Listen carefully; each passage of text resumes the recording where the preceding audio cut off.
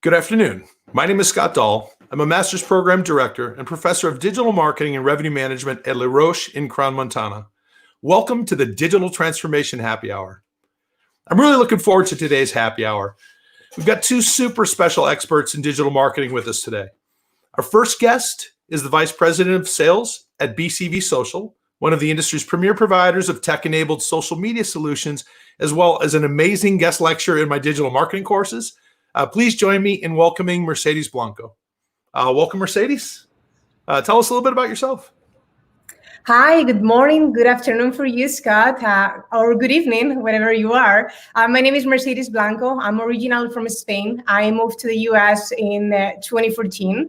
And for the last 4 years, I've been working at BCB, leading the sales efforts at this social media tech-based company. I've spent all my life working in hospitality and travel. This is my true passion. I love to travel like everyone else. And I can't wait to start sharing some knowledge and learn some new things with you guys. Thanks, Mercedes. Mercedes, first of all, absolutely an expert. I think you guys are going to get to see that in a second. I would credit her with being one of the pioneers, quite frankly, of the online mixer. I attended an online mixer way before they became cliche in the current social distancing environment. So we'll get to talk to her a little bit.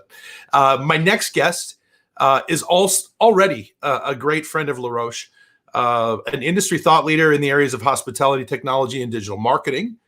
He's also been a guest lecturer in my digital marketing class. And I'm super proud to say that he's going to be traveling to Switzerland twice a year to teach advanced digital marketing tactics in our newly created Masters in Hospitality Strategy and Digital Transformation. Among his many professional accomplishments, he founded NextGuest Hospitality, one of the industry's leading providers of digital marketing services. Please join me in welcoming to the series my good friend, Max Starkov. Hi, Max. Hey, guys. How are you? Good morning from New York City. Good afternoon to you, or good evening to wherever you are around the world. I'm very happy to be here and try and share some of my observations of what's happening in today's hospitality digital marketing space. On the other hand, technology, of course, and where do we go from here? What is the future?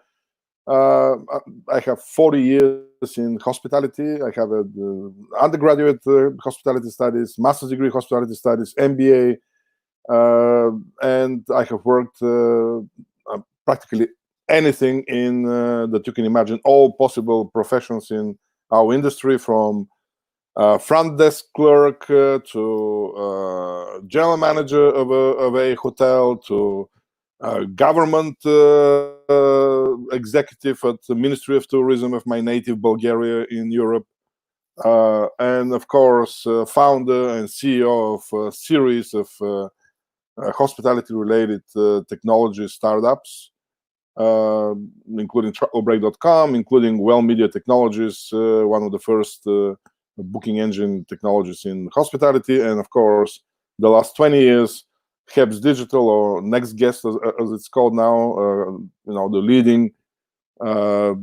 hospitality digital technology and marketing firm on planet Earth, with offices all around the world. So I'm very happy to be here and to chat about the latest and greatest in digital marketing. Cool. Thank you, Max. Let's bring Mercedes back out here. And I am, like I said, super excited to get into our topic today, which is a really cool one. It's basically, how do we use digital marketing to really own customers in the long term? And how does it differ from traditional marketing? And I think that it's evolved to become a super complex field, first of all. And so as I thought about how to put this together today for our discussion, I thought a cool way to frame it up would really be from the customer's perspective. And no better way to do that if you want to understand the customer than to look to Google. And so what we're going to do is we're going to take a look and see how Google currently defines the digital customer journey and kind of frame our discussion that way. So I'm going to share a slide here real quick. Hold on just a moment.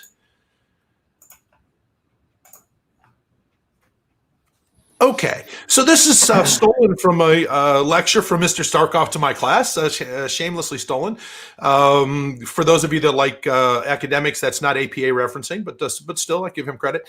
But this is Google's customer journey as they define it for a hotel booking.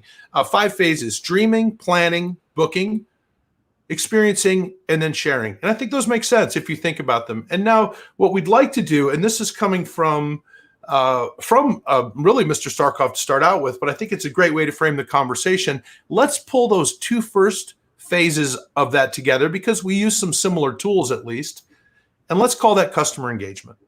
Okay. So with that said, I'm going to stop sharing that, and let's see. First. Really, Max, since this is your idea, why don't you tell me a little bit about what's going on with customers, potential customers at this phase in the journey? Well, I mean, customer engagement. Scott, before we... I won't say you invented customer engagement. That's maybe a little bit of a big. Those are broad shoulders. I guess what I'm saying is that bigger picture blue circle that I just showed that you taught me that. So I want to paint a bigger picture here. First of all, why, especially for independent hotels, in this moment in time, when travel demand is practically non-existent, there's a pent-up travel demand, but it's practically way behind what we have seen last year and the previous year and so forth. So, which means travel demand, even if it's pent-up demand, even if it's there are a lot of government regulations that basically constrict travel demand. So, for a hotel, and especially independent hoteliers, to be able to go back to normal business, at least to rebound somewhat to a profitable level, they need to really re-examine how they engage customers. And if you look at so low travel demand, or at least constricted travel demand, on the other hand, you have very low repeat business at independent hotels. Only 10 to 15% of room nights on any given night at an independent hotel come from repeat business.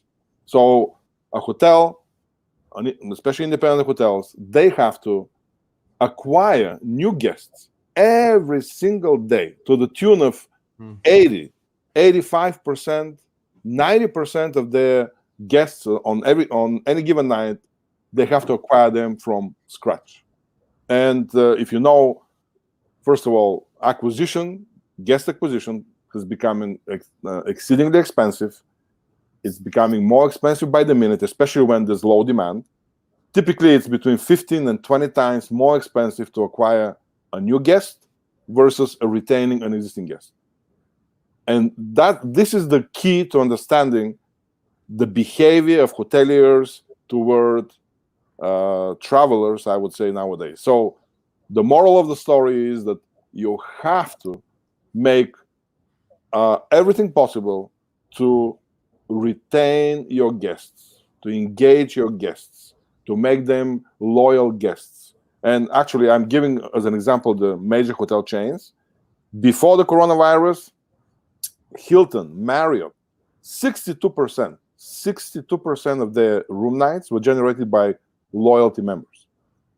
Compare this to 10 to 15% at independent hotels. I mean, this is humongous difference. So my point is that independent hoteliers for many years have neglected engaging and of course, acquiring and retaining their guests. And I believe the main reason is that they have never looked at the customer journey, especially nowadays, the digital customer journey, through the lenses of Google. You know, the dreaming, the planning, the booking, the experiencing, and the sharing, which is the retention phase. So, I mean, it seems to me effectively that you can lower your cost of acquisition by getting in front of the customer when not everyone's hunting for them, right? If you're looking at the point the customer's now planning a trip and they've announced that intent, the marketing expense goes way up, right? So the really early part of that funnel is valuable in that way from a digital perspective. So let me ask you now, Mercedes, with that in mind, like what should smart hoteliers be thinking kind of at that phase of the customer journey and that initial customer engagement phase?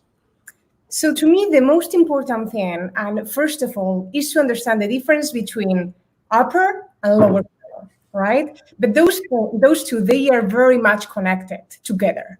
And we need to understand that if we want to end with having an increase in conversions, we need to start investing in the upper funnel, which one of those important pieces is social media.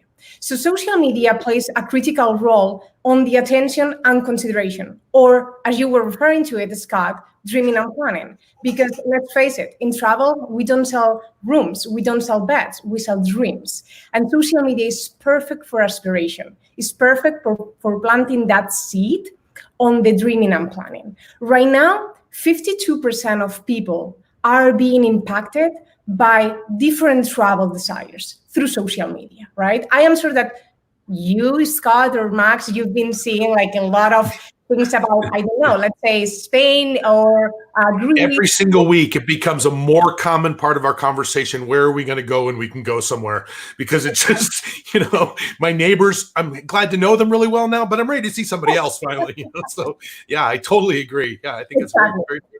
So we have to start planting that seed in social media. And then we need to start thinking about social media as the new Google for travel, because people is going to social media for research about what their next trip is going to look like, because social media brings the experience alive.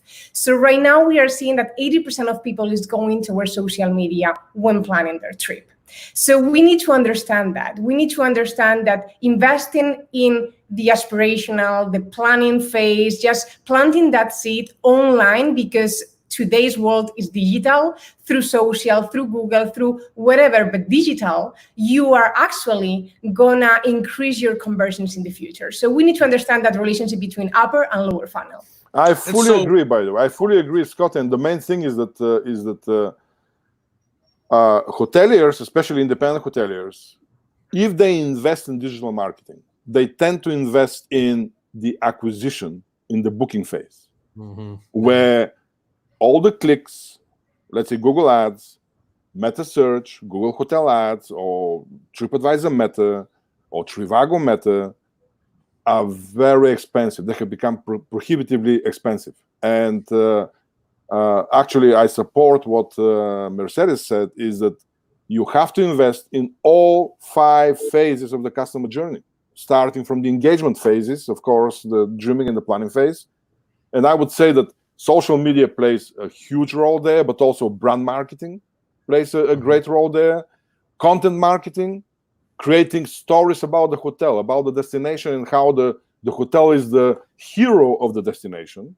The hotel website, for example, having a directory or local guide of the destination with all the attractions, with all of the, basically telling a story about the destination and how your hotel fits within the destination, and of course, making your hotel be the hero of this destination.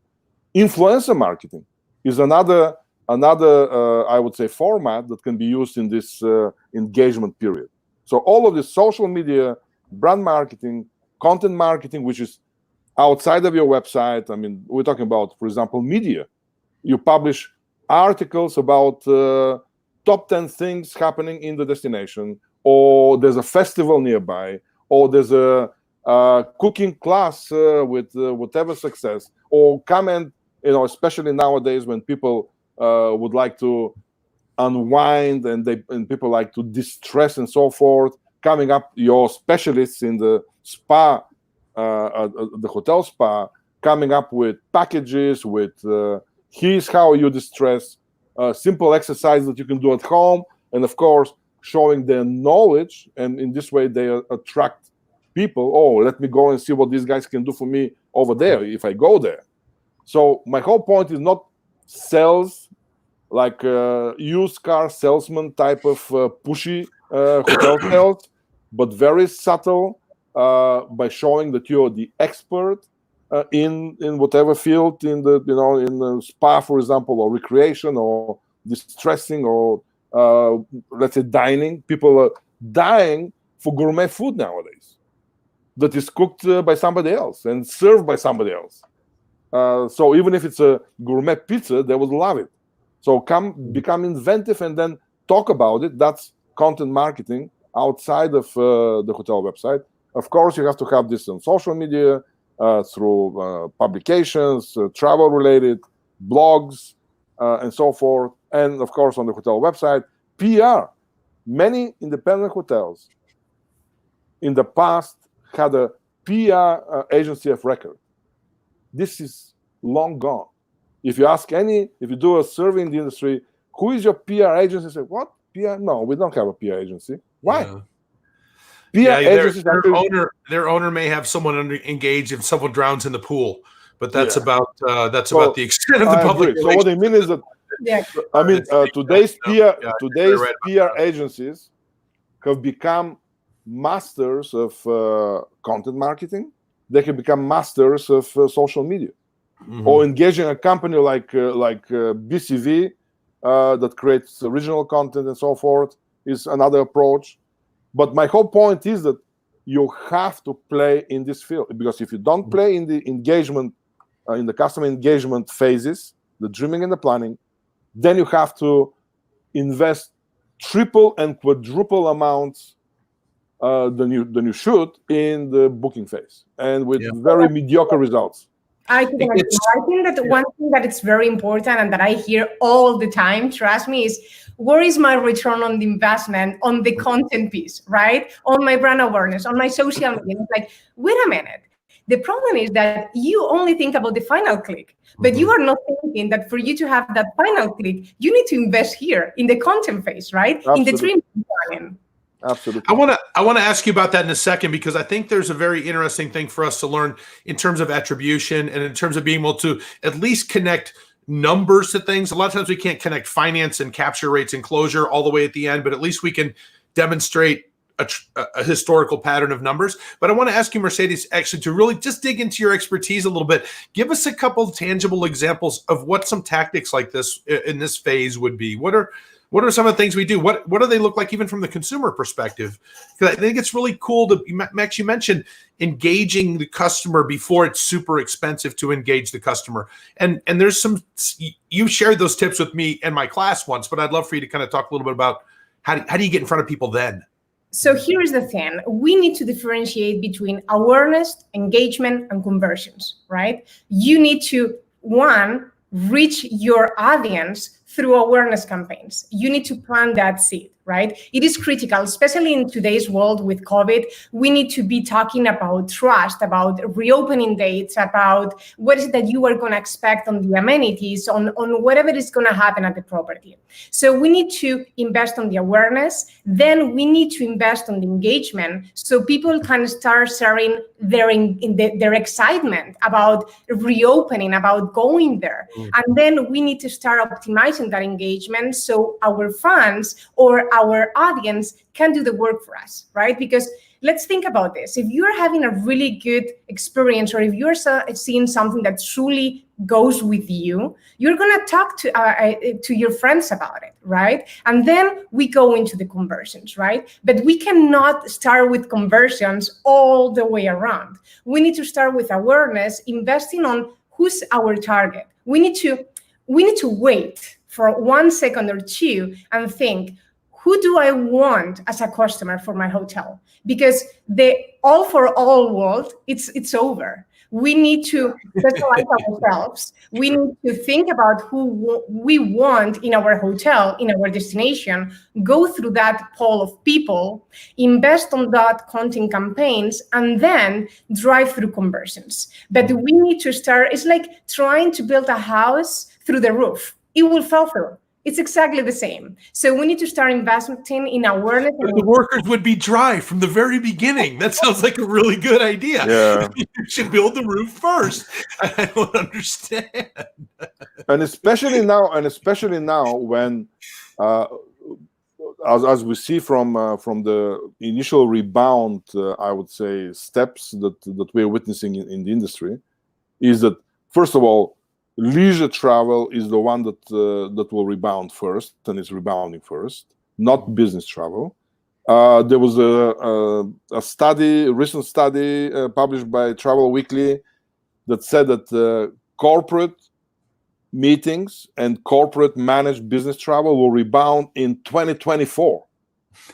I saw In I heard 2024, 2023 on something earlier today. which is that like I a, was on which too. which is That like was a little frightening. really. I mean, it will in 2024 it will reach the levels of 2019. So I believe that leisure travel and I would say small and mid-size business travel, simply these are the people that they need face-to-face. They need Right. to establish a rapport and relationship with their customers in order to win a deal. So they will be traveling. Simply, it's a matter of necessity, as opposed to being a Fortune 500 company and having a whole systems in place and so forth. So small and which is the unmanaged business travel, and leisure travel will lead the way over the next at least 24 months. So in this sense, if you're a hotel, you have to reevaluate your customer segments, your feeder markets. I mean, in the past, we have hotels here in New York City that thrived on Brazilians. There were 1 million Brazilians visiting New York City until 2 years ago, until the crisis hit over there.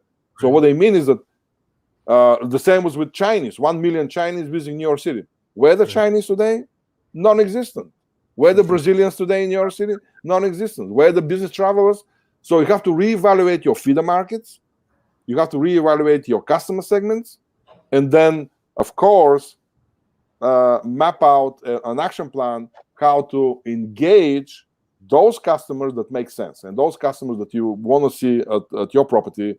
And most probably these neighboring states here in the United States, for example, or neighboring countries in Europe, countries where there's a low cost, for example, airline that resumes flights. That's very typical for Europe. Ryanair, Wizz Air, if they resume flight from point A to point B, and you're in point B, a hotel in point B, go and attack point A. That's your feeder market, which in the past may not have been. Anyway, so what they mean is I'm sorry. Go ahead. It's different for every single hotel, but it's not rocket science. Let me ask you a question now. I'm going to ask you Mercedes first. It's a current event question, okay? And it's almost, I made a joke about a time machine the last time we were together. I won't make the joke about the time machine, but it does feel kind of weird to ask you this. Are people dreaming about clean? In other words, are you finding people that because to me, it seems like that would be the way to my heart, right? If you can convince me first, catch my attention that I'm going to be safe, I'm willing to kind of continue in through the planning process with you. But not having that confidence would be a disqualifier for me. And I'm in the, old enough to be in one of the risk groups and all that other stuff. But I mean, what are you finding in terms of hotels? Are they starting to react with that message? 100% yes. Yeah. So right now, to give you an idea, we have seen a huge increase through the last month through May of people asking, what are your safety measures? What is it that I can expect? What are you doing for cleaning at the hotel, right? So I've been seeing that customers through the luxurious tier, they are more likely to trust their brands because in their minds, brands like Four Seasons, Rosewood, Ritz-Carlton, they do have the resources, and two, they are not going to take the risk of not cleaning the rooms on the right way, right? But the problem, we are seeing it with the trust with the select services because they don't have the resources as a big 5-star hotel, right? But they can do other different things as well. They can do auto check-ins. They can just not provide daily cleaning. They can stop doing restaurants or buffet at the breakfast time and then instead drop it at their door, for instance, right? So there are a lot of things. But to answer to your question, we are seeing that through social media, at least, everybody is asking about what is it that you are doing to make me safe, to clean, and what is it that I can expect, right? So I've seen something that I truly loved. You know that I'm from Spain, so I tend to mention a lot of Spanish brands, and Milia has been a great example because something that in all my life I always hated was the remote TV control. I hate that device in a hotel. I just do, right? Yeah. They will that the duvet. Yeah.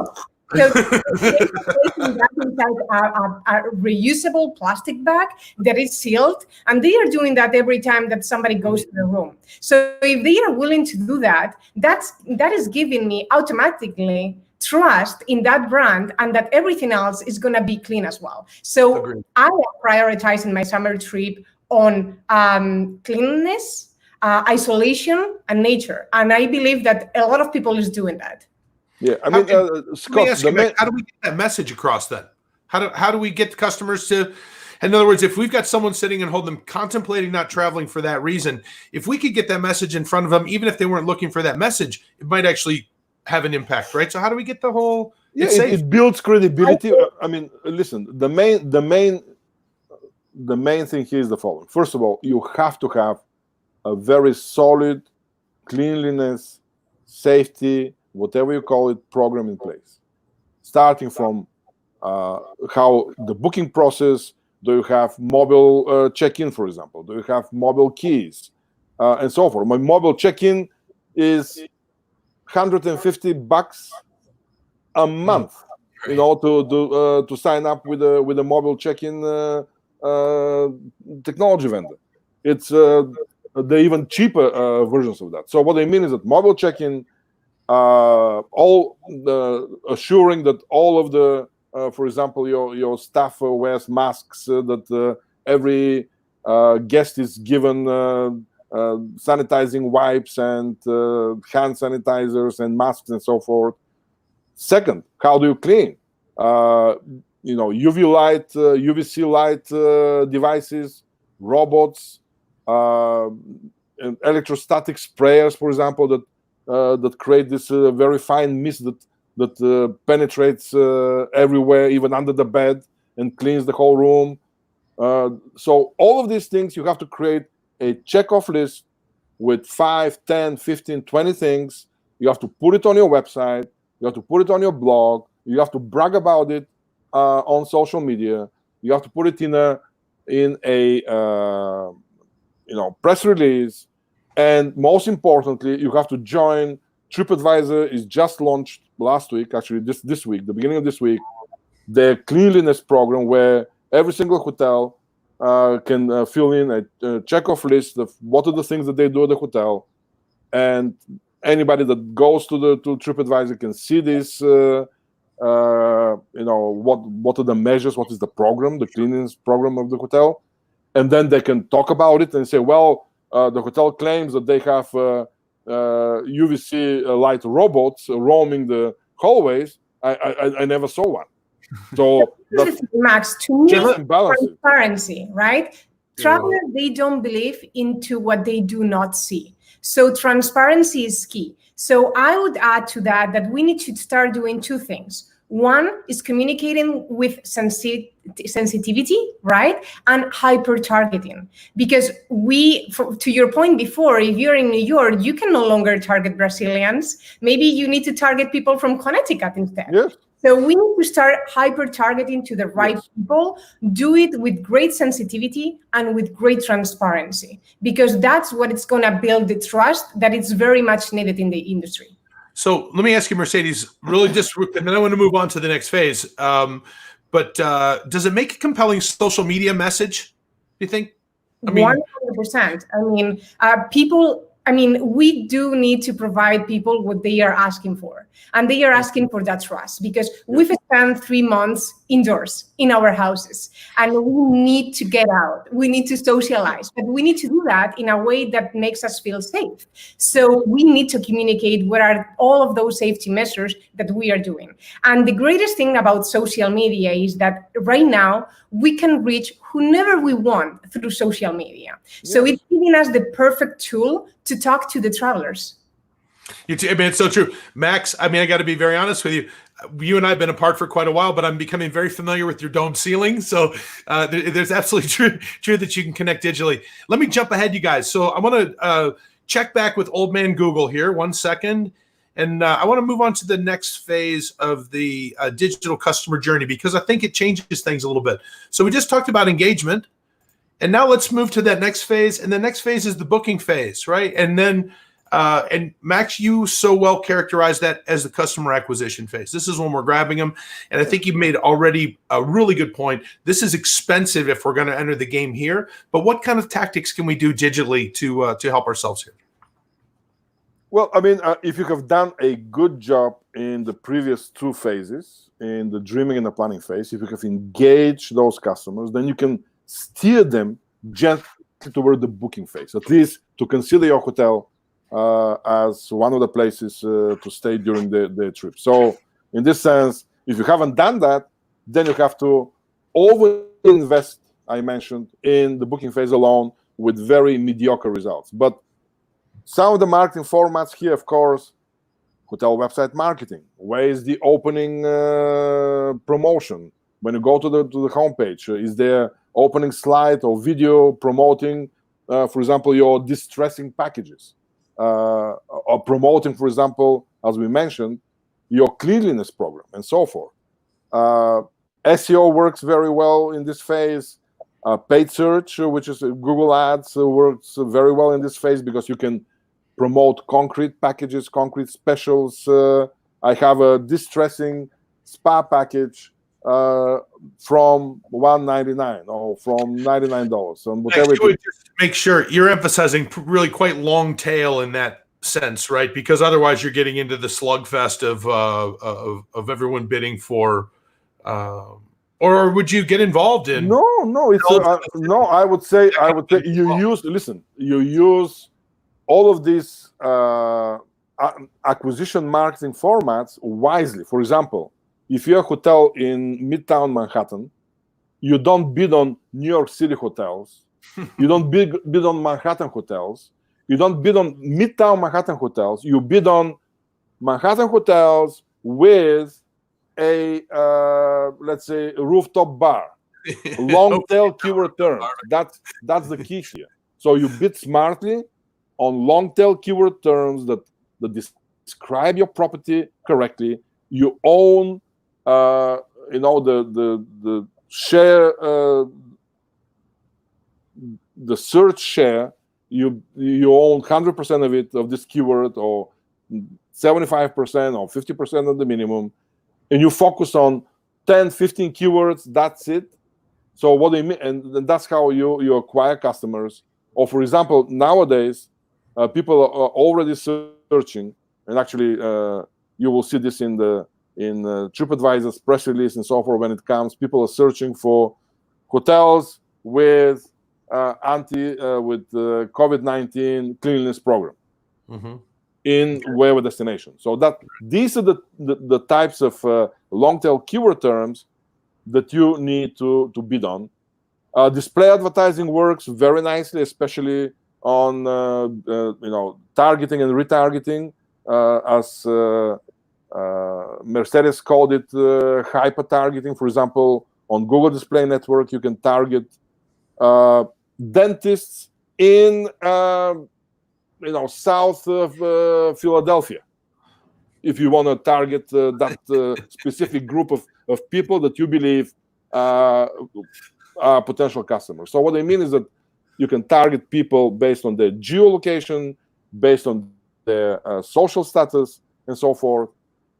Meta search is a good example here, especially Google Hotel Ads. I mean, Google Hotel Ads, because eaten the lunch of Trivago, of Meta search, of all of the other meta search players combined. So it has a bigger market share, Google Hotel Ads. Social media, for example, you can Facebook travel ads, great way of promoting specials. Let me interrupt you. Let me shift over to Mercedes real quick. And Mercedes, let me ask you, this is typically the phase of the customer journey that's typified by a lot of technology, right? A lot of SEO, people kind of have their things figured out and they're coming back in that 27 times that they look before they buy and all that kind of stuff. But how can you help people kind of get over the hump at that point of closure with social? Are there some specific tactics at that point, kind of at the point of sale almost, I guess, for lack of a better term?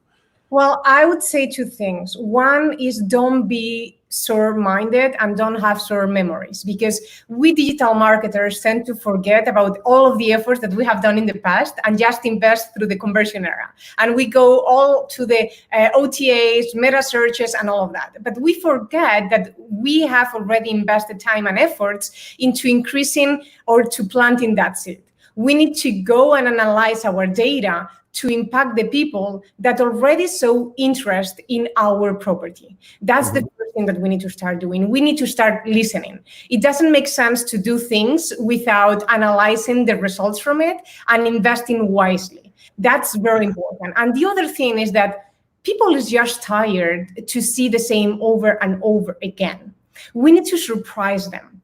If you are truly listening to me, Tyler made the message to me to make me feel unique. I think that's something that it can be wisely done through social media, and it can mean a huge growth in not only in gaining a new customer, but in loyalty and retention as well. So tell me a little bit, let me take that a step further. Obviously, to communicate with those people that have shown an interest. I think we're going to talk about loyalty and advocacy in a second. I think you're referring to the people who have shown an interest and maybe not purchased yet, right? So in other words, those are, help me with some of those tools. There's retargeting, of course, and there's some other things. There's developing, group social media groups and that sort of stuff. I mean, what exactly is that can kind of help them get over the hump? Well, it really depends on what your tools are as a company.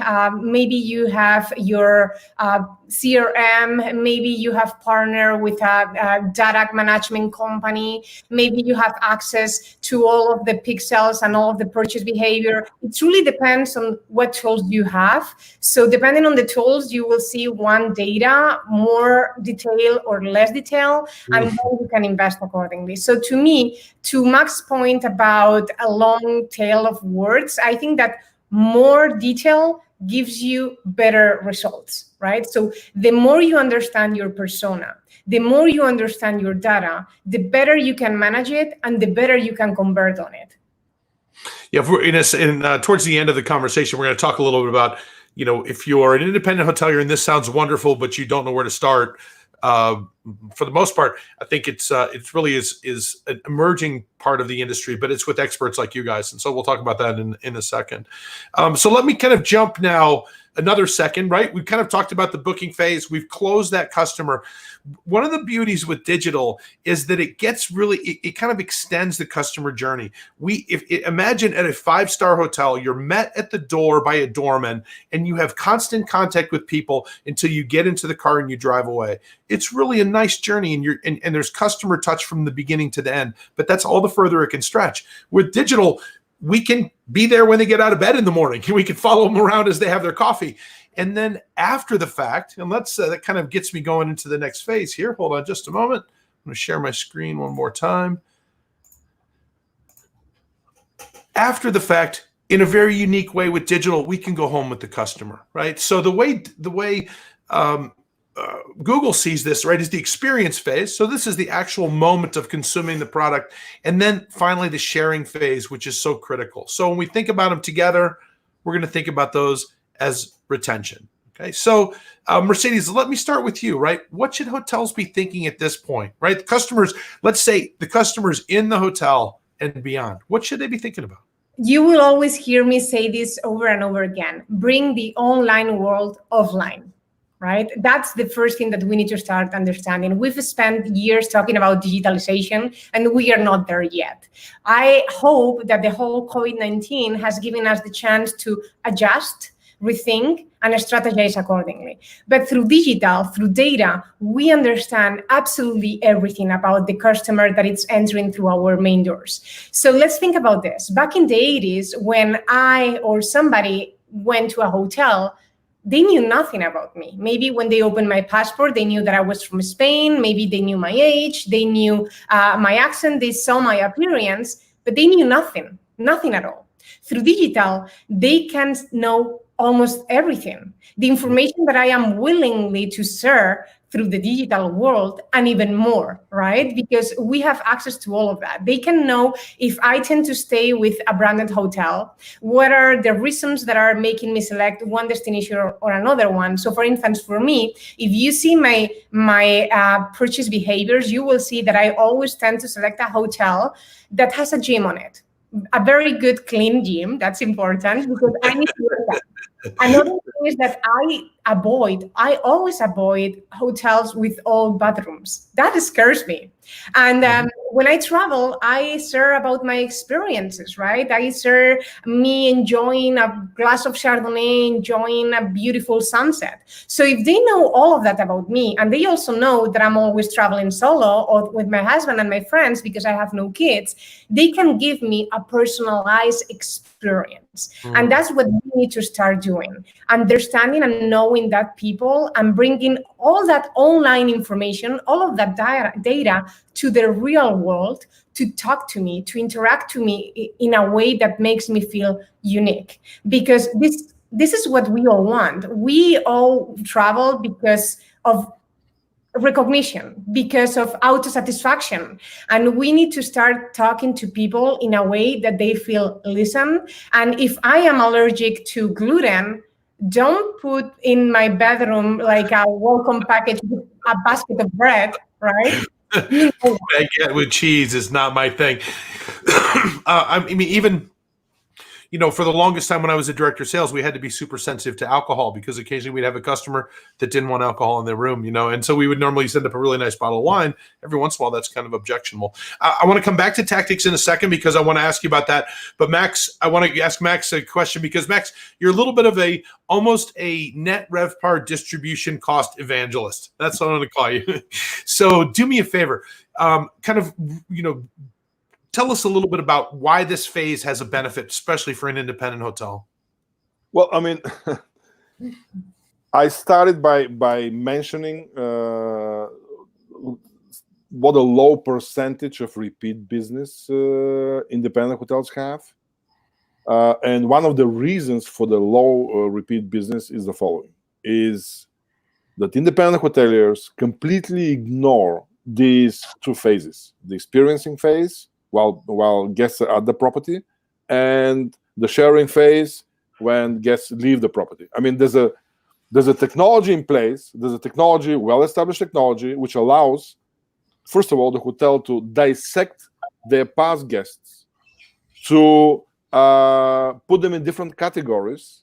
For example, frequent travelers, business travelers, frequent leisure travelers, travelers who have high monetary value. This whole RFM analysis, recency, frequency, monetary analysis of your past guests, to divide them into different categories and to automatically market to all of those categories.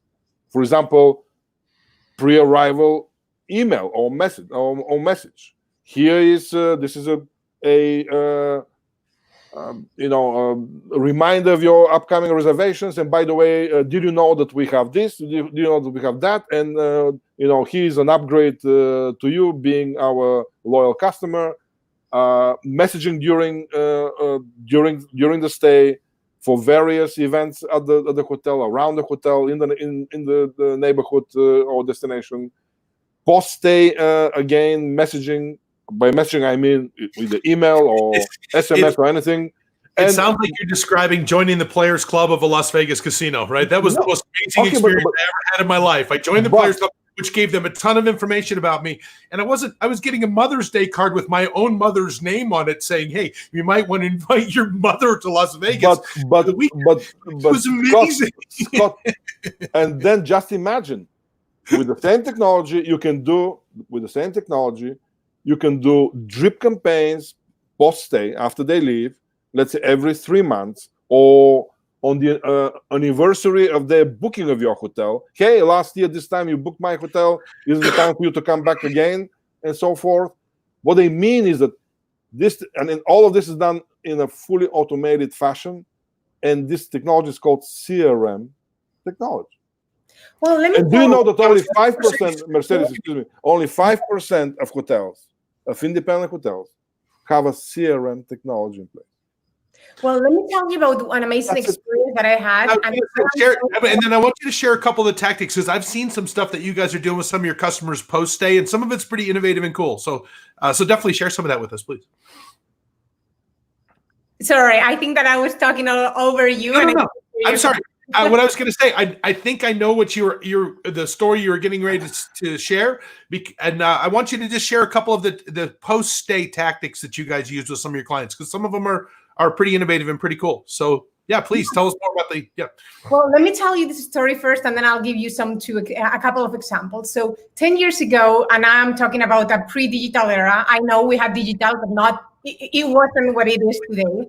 I was staying in Barcelona for IBTM, and I stayed for the second time at Eric Boquel Suites. When I checked in my room, I had a letter handwritten by the general manager thanking me for choosing this hotel for the second time for attending IBTM. I thought that was awesome, because we are talking about 10 years ago. So we need to remember what we were doing back then. I think, trust me, still today, I remember that. And I don't know how many times I told that experience to colleagues and friends, right?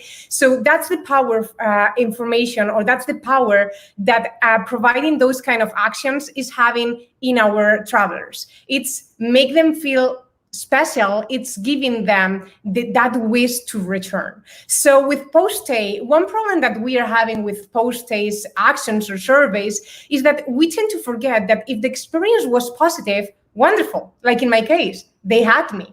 But what if my experience was negative? If I am gone, I'm gone. There is nothing that you are gonna do that is gonna make me return if my experience was terrible with you. I think that we need to stop for a second and think and do not overvalue the experience. Meanwhile, the people is at our hotel.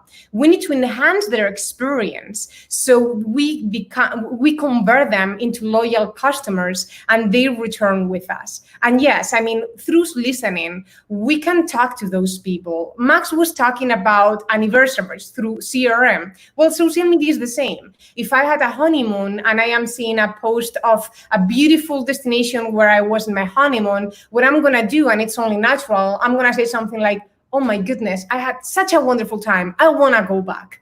In that case, the hotel should be listening to me and just boom, offer me the perfect scenario for me to be there. The desire is there, use it. The problem is that we are not listening. We don't listen when they are in the hotel. We don't listen when they are gone, and we don't act on all of that data that we have for them. I fully agree. For example, let's go. I want to go right to the next question, because that's the perfect jump to the next question for us.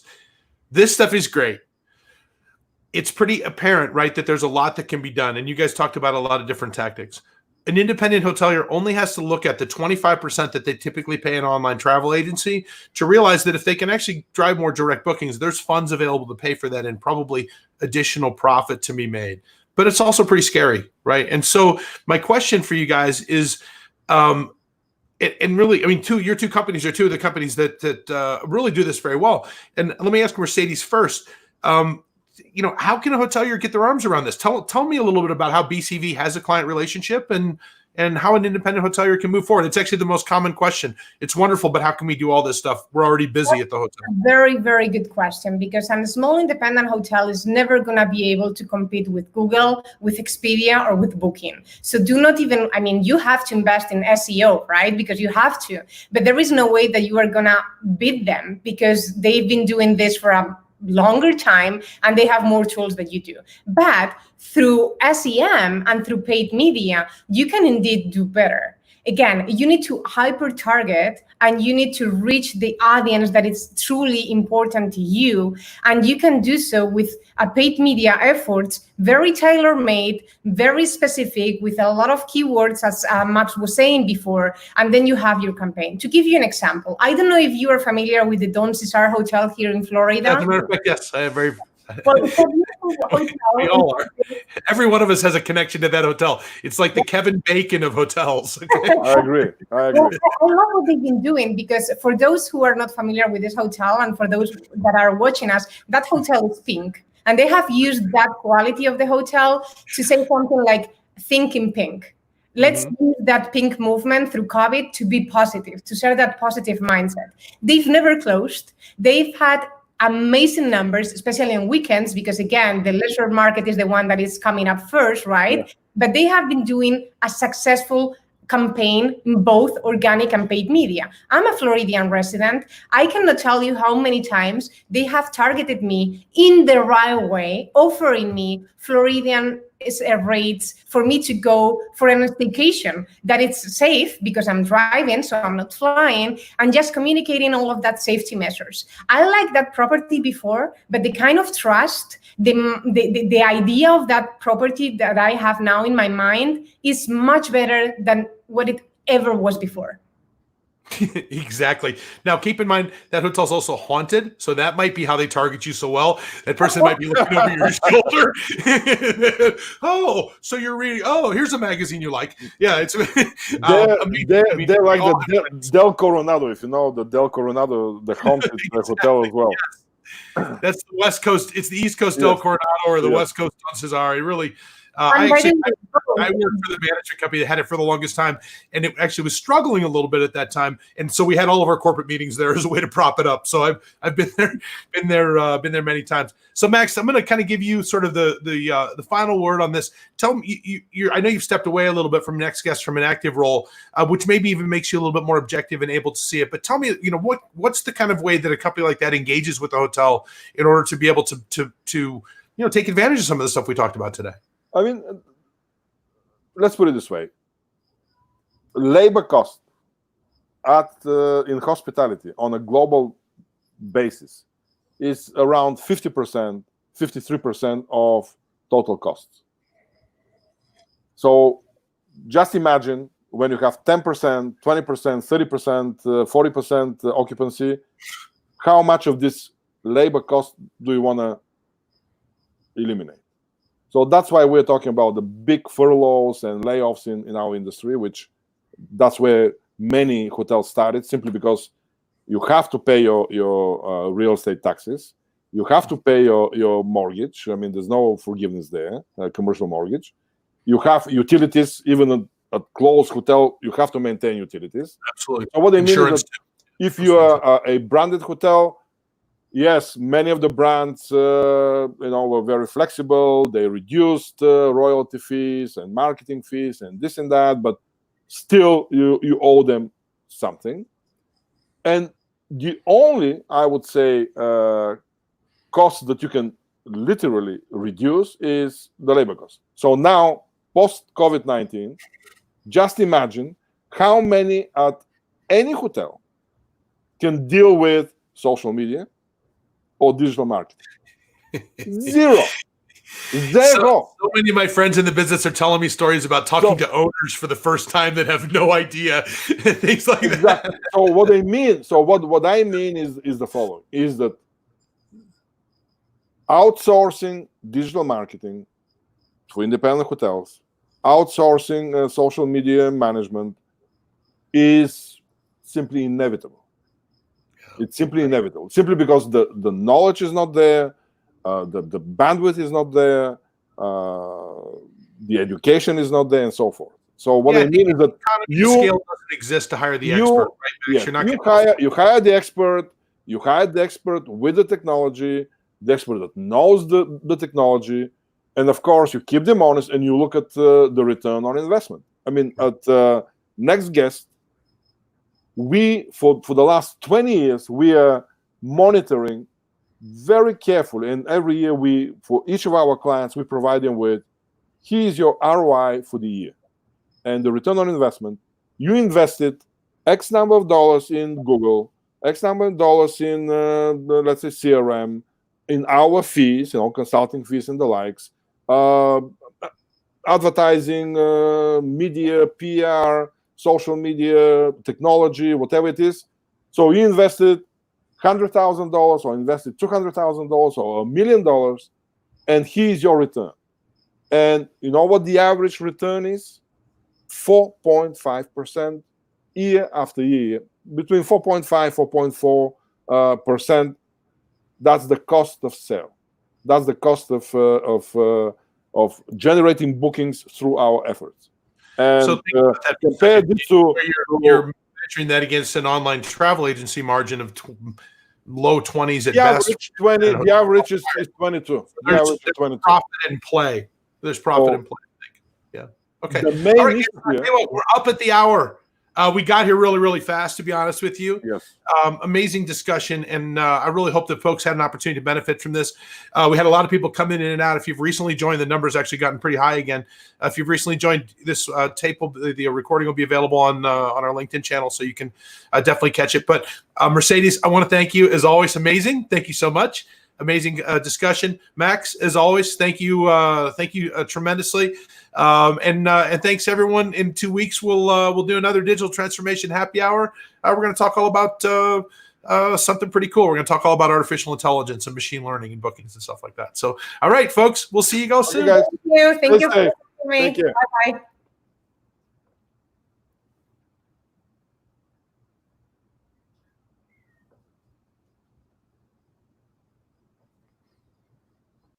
All right, cool.